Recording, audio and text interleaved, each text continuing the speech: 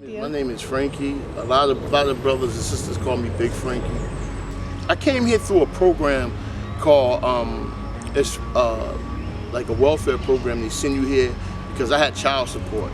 So they sent me here to do community service. So I had been here so long that the judge had said, like, you got to get a job.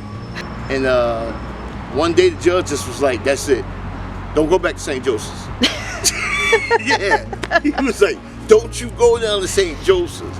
So I came back and I told Sister Edie and them, Sister Sente and them that I had to leave. And they was like, no, Frankie, we're gonna write you. I said, he don't want no more letters.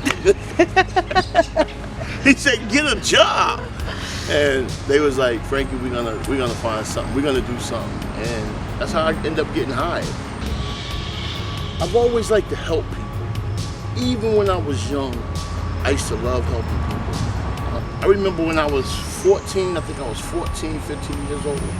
My father used to work like right next door. And there was like a junkyard. He drove the truck for the junkyard. And on Fridays, when he got paid, he would leave. Now, it was 7 of us, including my mother. Now, my mother worked, she worked at a nursing home. She paid the electric. I noticed she had to. She paid the electric, she paid the rent, you know what I'm saying? And he would leave on Friday, and we didn't have no food. So I would go around to the store around the corner, and I would beg the man for food. I would ask him. And I used to be around there sometimes 2 hours begging him, please, please, please. And then he would say, Frankie, okay, do some work in the store and you could get whatever you needed to get. But I remember that, you know what I'm saying? So that's what really had me coming back. They knew I had passed with selling drugs. I've been selling drugs since I was 15. Because I started selling drugs. I couldn't beg no more at the stores. I got tired of that. But when I came here, you know, I was still living 2 lives. You know, I was working here, volunteering here. And it always kept me down or kept me like feeling like, I know it wasn't right. I know it wasn't, because my mother raised me right. She raised me in the church. I've always been in love with the Lord, you know, and like I think it was like about 4 years ago, I was out for lunch and I was doing something I ain't had no business doing. I always did stuff before I came back to work. And when I came back to work, I went out, like just blacked out. And so Sister Sente and them seen that, and she was like, Frankie, we gotta get you some help. And enough is enough. You know, they was like, you can, if you don't go get help, you can be a volunteer, but you can't work here no more. And I asked God for this job. I asked him. So it was like me smacking God in the face, you know? And I remember them saying that they was gonna help me. I remember them taking me in the house. Carlos, Sister Sente, and Sister Edie took me in the house, and they did what they called intervention. Yeah. And I was like, I'm only gonna tell them what I wanna tell them. You know, this is what I had in my heart, but for some reason, they brought everything out of me. I was always raised, you don't cry. You know, so I hadn't cried in years. When I got in the house, I was crying. And I remember walking from place to place here on the lot, apologizing to my brothers and sisters for what I did. And I really didn't understand it then, but it was like a healing process. And I remember going to detox. And this is where my family just stepped up. I mean, everybody. Sister Bernadette, she stepped up. She came pick me up, took me to the program, 5 o'clock in the morning.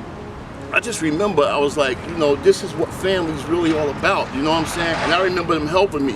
I've been in the prison system a long time, like almost all my life. Starting like, I think about 17, I started going to, you know, getting locked up for selling and stuff. And I remember this time, when it happened and I got locked up, I remember I didn't want to tell Sister Sente and them because I thought they was going to say, you know what, Frankie, this is it. We can't do this with you no more. But you know what she said? She said, Frankie, I'm going to court with you. So I'm like, judge had already told me, if you come back again, you're going to get 15 years because enough is enough. And when I went to court, I have never seen nothing like this before in my life. And I'm not just saying this. I swear for God, when we went before the judge, Sister Sente was standing beside me. It's like he waved and told me to go do the right thing. That's it. And I remember leaving the court, I was like, oh my God. And he was like, just go, it was over. And I mean, I got caught dead to wrong. School zones, everything. I was supposed to go to prison and I didn't go. I was like, enough is enough. God is really trying to tell me something, you know, and I had been smacking him in the face doing the things that I was doing, but through the grace of St. Joseph's and the grace of God and St. Joseph's, because I know that had to be God. Sometimes God will send you a sign to let you know that it ain't nobody but me. My life has got so much better. I had got my license. I ain't never had my license in like 25 years. Bernadette took me by the hand. You know, times when I wanted to give up, you know, they wouldn't let me give up. My brother Jim, he wouldn't let me give up. You know, they just, and they embraced me like that. Live life on life terms. Don't try to add and don't try to take away. Do what you're supposed to do. Now I do what I'm supposed to do. I go to work every day. I pay insurance. I got car insurance. You know, my wife is happy. Ain't no way I would put that ball and chain back on my leg. Because that's all it was, a ball and chain. You know, I'm worrying about if I'm gonna get caught this day or somebody gonna walk up in here and say something that, because the people know me from the street. I'm known around Elizabeth because I've always did bad stuff in Elizabeth. So people know me, but what I would tell them is live life on life terms. Don't add nothing to it because it's only gonna take you one place. It took me to prison for 10 years, you know, and some people just gotta learn it on their own, no matter what you tell them. You know, I feel so much better waking up without that burden, because it's a burden. It really is. It really is a burden.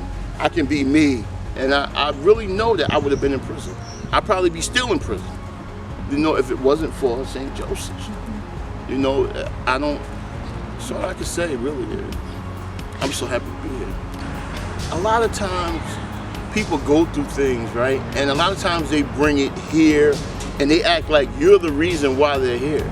But if you go to them with love and letting them know, because we all gonna go through something, you go to them and letting them know that it's gonna be all right. Before my mother died, she said, I'm so proud of you. She said, it took you a while, but you got it.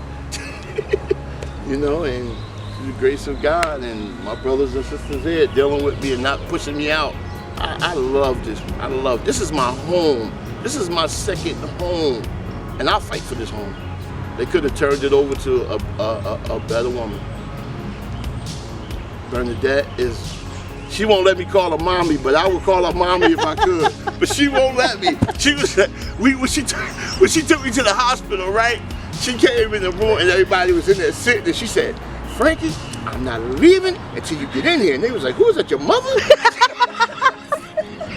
I love them. I love them all. I love them all, though. I do. I love everybody here.